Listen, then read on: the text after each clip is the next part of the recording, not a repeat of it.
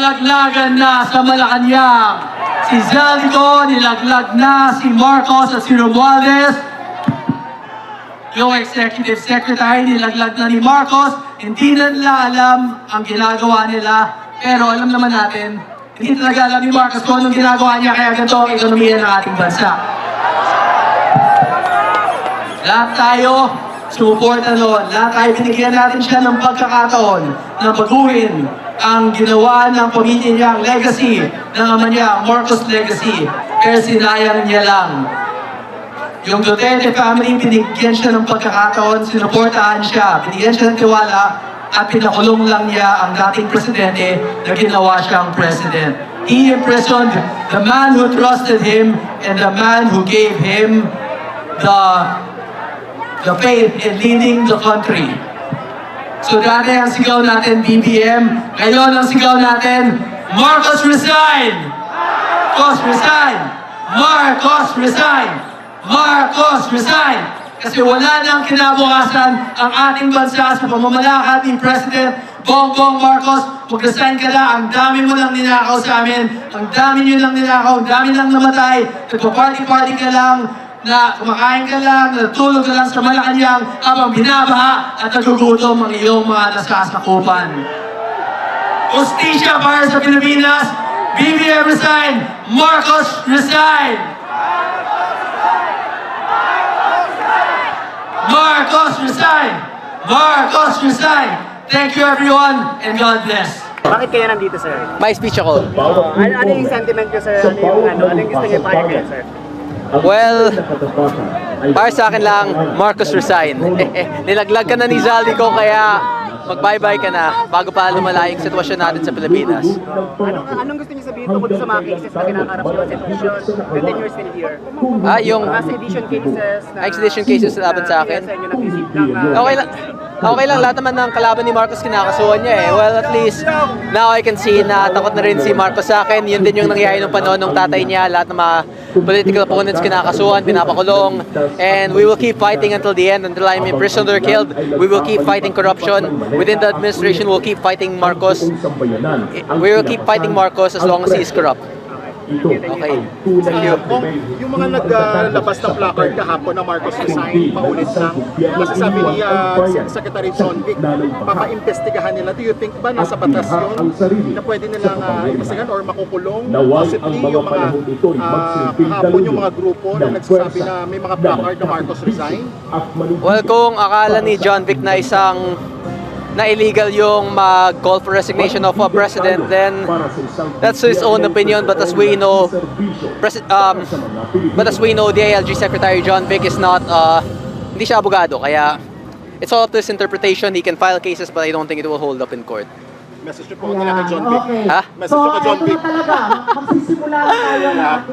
Bye-bye. Para kay John Vic, ano nga yun? Well, firstly, ayun na ako. Firstly, meow kay John Vic. Actually, I have plenty of experience working with him. Ang kukunong klaseng tao siya. And lumala yung issue niya, pero he cannot abandon Marcos at this point kasi masyado na silang close. And masyado nang madami yung nagiging mga issues niya. Pinakulong niya si Duterte, and then yung sa mga DILG issues, plan niyang ipakulong lahat ng mga nagko-call out against sa corruption ni Marcos. So I think he is feeling trapped with the Marcos administration, and if he wishes to sink with the ship, then good luck with that.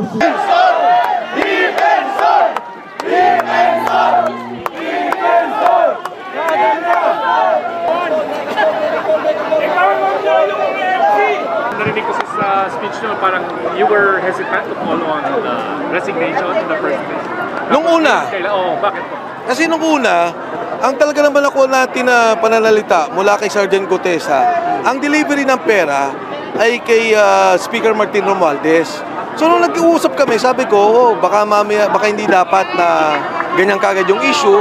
Tama lang naman na yung issue is the corruption issue, na itong nangyari, kailangan talaga magkaroon ng hustisya, kailangan parusahan kung sino yung nagkurakot, ma-file ng kaso.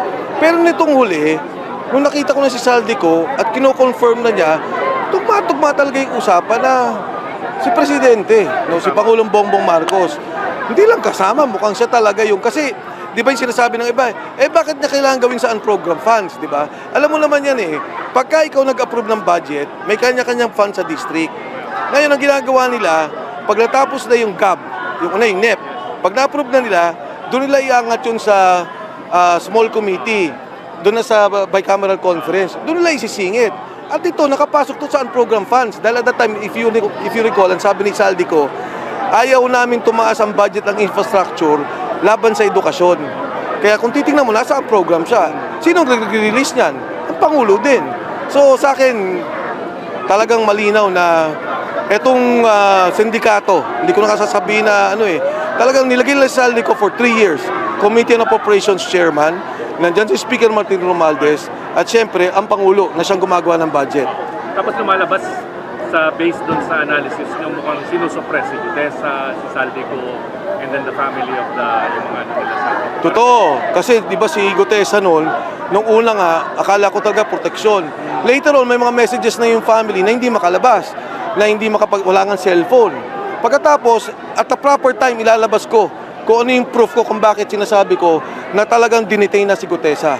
Number 1. Number 2, etong pamilya naman ni Ostrada at saka nitong babae, pero ngayon okay na, gusto ko lang ilinaw.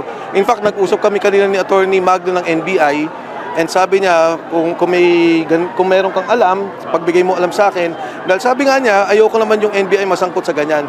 And nagpasalamat ako sa kanya, sabi ko, sige, chichiking ko.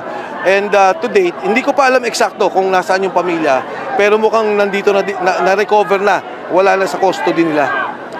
Sir, yung speech nyo kanina kasi parang di ba nanawagan ng meron daw usapan ngayon na parang hindi dapat mo na manawagan kasi parang seditious or something. There's something like an opinion from Remulla coming No. Sa lahat ng sa ating mga kasama sa administrasyon, yung Resignation Voluntary Act ni Presidente yan. Kung mahal niya yung bayan, itong nangyayaring kaguluhan, bagsak na ang ekonomiya, no? Bagsak na masyado yung ating bansa at magkakagulo-gulo pa. Hindi hinto ang tao, galit ang tao. Alam nyo, itong lahat na nangyari, minsan nawawala na yung issue, biglang babagyo, babaha, ang daming apektado. Na talagang dapat ang Pangulo, kung mahal niya ang ating bansa, gawin na niya yung para maiayos yung kanyang ultimate sacrifice of resigning. Resignation. So hindi kayo natakot na balikan kayo for sedition? Hindi ako natatakot.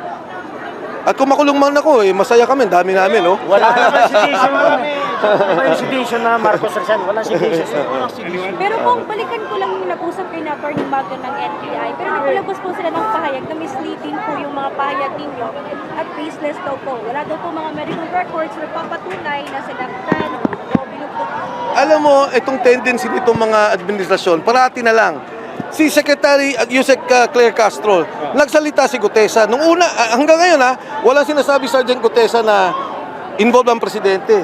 Siya nagdedepensa. Hindi ko maintindihan bakit niya kailangan depensahan yun. Sabi ko, bakit kailangan sumagot ang spokesperson ng Office of the President nang hindi naman sila tinitira itong si Sergeant Gutesa. Ngayon yung NBI nagsasabi, baseless. Hindi ko na pa sila pinagbibintangan eh. Ang sinabi ko, accordingly dun sa asawa, merong NBI na kasama. Ngayon, siguro tingnan nila yung records nila. Hindi ko alam kung active NBI o agent pa yan. Di ba naalala nyo dati may mga ID? So, si Attorney Magno naman was very, very fair. Ang sabi niya, kung may nakita kayo, kung may ano po kayo, pagbigay alam nyo sa amin at titingnan namin kaagad. Pero I think to say na malinis kami, wala akong sinasabi na institutionally involved ang NBI. I'm just quoting the report given to me. At a proper time also, the family will talk about this. Magsasalta yung pamilya tungkol dito.